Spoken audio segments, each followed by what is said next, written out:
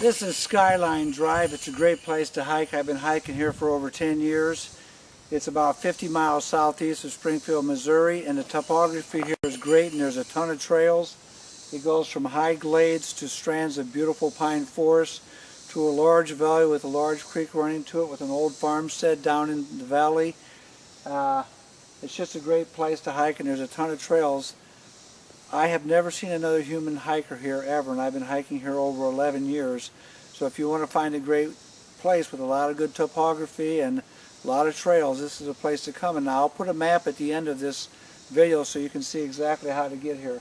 But I highly recommend this place. You want a nice place to hike and a good workout.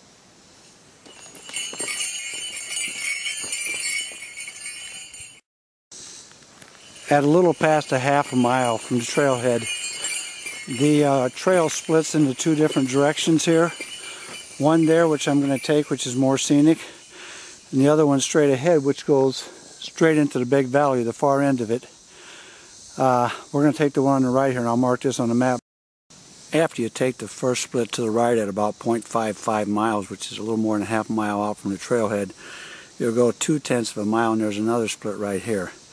Don't go to the right. That's about a half mile down there and it dead ends. Take the left road here into the valley.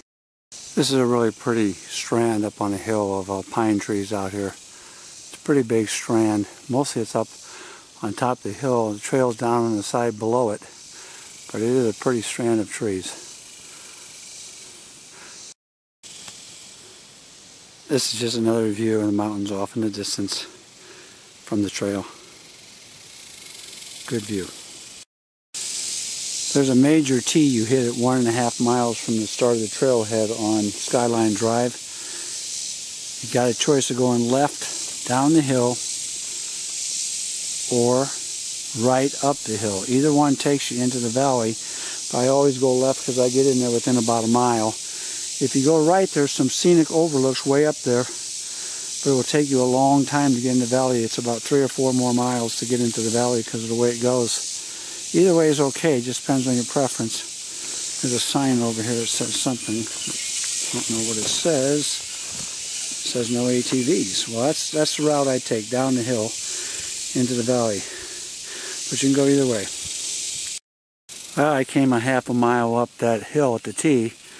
Got to go back down it. I thought we'd see the valley up here, but you're seeing above the valley at the very bottom of all those trees is the valley. It's about 7 or 8 miles long and it's pretty wide. It's got a big creek flowing through it if it's running called Brushy Creek. But I'm going to mark this spot on the map too. There's some other views I'm going to try to get behind me.